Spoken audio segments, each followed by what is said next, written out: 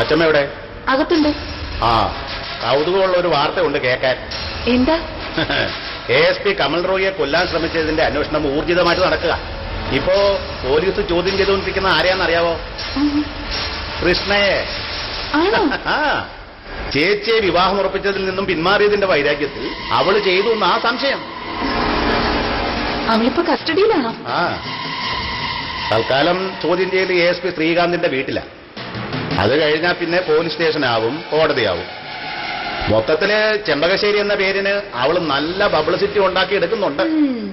അവള് ചെയ്തിട്ടുണ്ടാവില്ലെന്നൊന്നും വിശ്വസിക്കാൻ പറ്റില്ല. എന്തിനാ മടിക്കാത്തത്? മതി.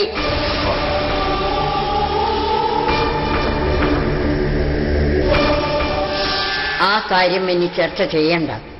കേസിന്റെ വഴിക്ക് തന്നെ പൊക്കോട്ടെ. നമ്മൾ ആരും വിലയിരുത്താനും വിധിക്കാനും നിൽക്കണ്ട.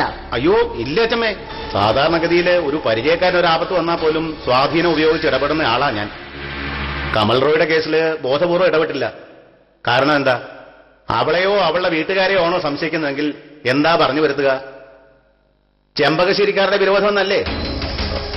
പണ്ട് ഞങ്ങളെ മാത്രമാ പറഞ്ഞിരുന്നത്, ഇപ്പോ അച്ഛമ്മയും കൂടെ ചേർത്താ. ആദ്യം അവളുമാര് ചെമ്പകശ്ശേരി എന്ന് പറയുന്നത് തന്നെ വിലക്കണം. ആ കണ്ണിലല്ലേ ആളുകൾ ഈ തറവാടിനെ കാണും. അതിനിപ്പോ നമുക്കെന്ത് ചെയ്യാൻ പറ്റും? ഇന്നത്തെ കാലത്ത് തറവാട്ടിൽ ഒരു മാന്യനുണ്ടായാൽ തറവാട്ട് പേരോടെ അയാളെ ആരും അറിയില്ല. മറിച്ചായാലോ ആളുകൾ കൊട്ടിഘോഷിക്കും. നമുക്ക് ബന്ധമൊന്നുമില്ല, അത് മനസ്സിലോർപ്പിച്ചാൽ മതി. നശിക്കാൻ തീരുമാനിച്ചവരെ ഏത് വഴി നശിക്കും.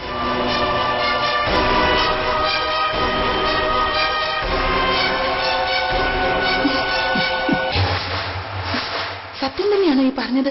പിന്നല്ലാതെ. അപ്പോ അന്ന് കണ്ടുകിട്ടിയ ബാഗ് അവളുടേതാണോ? അത് ഉറപ്പിച്ചിട്ടൊന്നുമില്ല. പക്ഷേ അങ്ങനെ ആക്കി തീർക്കണമെങ്കിൽ അത് നിസ്സാരമാണ്. എന്നാ പിന്നെ അതങ്ങ് ചെയ്തൂടെ? എന്നേക്കുമായി തീർന്നു കിട്ടൂല ആ ശല്യം.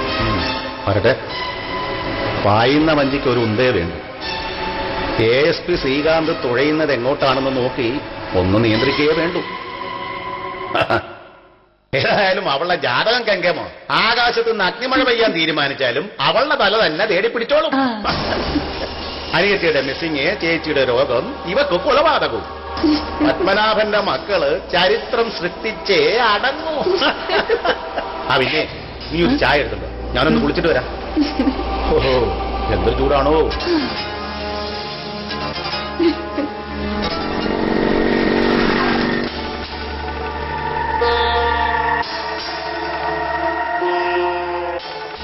നിന്നോട് എന്തൊക്കെയാ ചോദിച്ചത്? നിന്നെ സംശയമുണ്ടോ അവർക്ക്? ചേച്ചി അതൊക്കെ ആലോചിച്ച് ടെൻഷൻ ആവേണ്ട കാര്യം എന്താ? എന്നോട് ചില കാര്യങ്ങൾ ചോദിച്ചു, ഞാൻ മറുപടി പറഞ്ഞു, അതവിടെ തീർന്നു. എന്റെ ടെൻഷൻ മുഴുവൻ ഞങ്ങൾക്കാർക്കും മനസ്സിലാവാത്ത രീതിയിൽ ചന്ദ്രേച്ചി പെരുമാറുന്നതാ. എവിടേക്കായി ഇറങ്ങിപ്പോകുന്നത്? ഞങ്ങൾ ചോദിക്കുന്നതും കരയുന്നതൊക്കെ ഇത്ര അവഗണിക്കുന്നത് എന്താ? ചേച്ചി, മനസ്സിൽ എന്ത് ഭാരമുണ്ടെങ്കിലും ചേച്ചിക്കിത് തുറന്നു പറഞ്ഞൂടെ? അതോ നമ്മുടെ ഈ ദുരിതങ്ങളൊക്കെ മടുത്തു തുടങ്ങിയോ ചേച്ചിക്ക്? കൃഷ്ണൻ, എന്താ ചേച്ചി?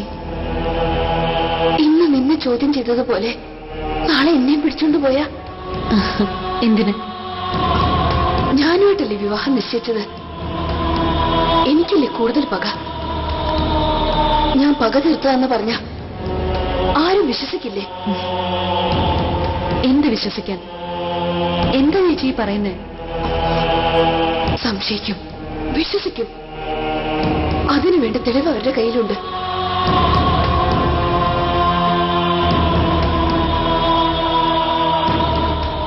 അന്ന് നിന്നെ സൂര്യൻ കാണണമെന്നും പറഞ്ഞ് ഞാൻ വീട്ടിൽ നിന്ന് ഇറങ്ങിപ്പോയില്ലേ? അത് അയാളെ കാണാന്ന്. ആരെ? കമൽ റോയെ. എന്തിന്? അയാൾ നമ്മളോട് ചെയ്തു കൂട്ടിയതിനൊക്കെ പ്രതികാരം ചെയ്യാൻ. ഞാൻ ഇപ്പോഴും അയാളെ സ്നേഹിക്കുന്നുണ്ടെന്ന് പറഞ്ഞു. അയാൾ വിശ്വസിച്ചു, എന്നെ വീട്ടിലേക്ക് ക്ഷണിച്ചു. കൊല്ലണമെന്ന് തന്നെയാ ഞാൻ തീരുമാനിച്ചത്. ചേച്ചി,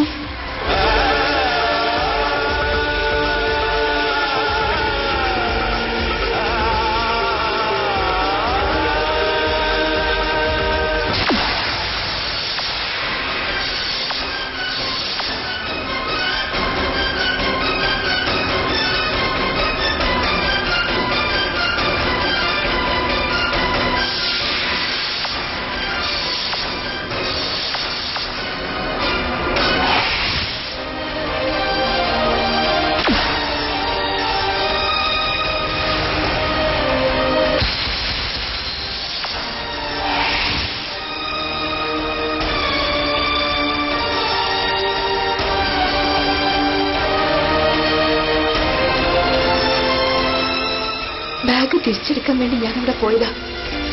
പക്ഷെ അപ്പോഴേക്കും ആളുകള് അത് തെളിവല്ലേ, എന്നെ പിടിച്ചോണ്ട് പോവാൻ ആ കാരണം പോരെ. എന്ത് ഭ്രാന്ത ചേച്ചി കാണിച്ചത്.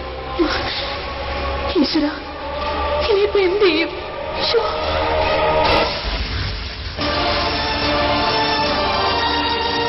തീർന്നു, എല്ലാം തീർന്നു. ഇനി തലയുയർത്തി നിൽക്കാൻ പറ്റില്ല നമുക്ക്.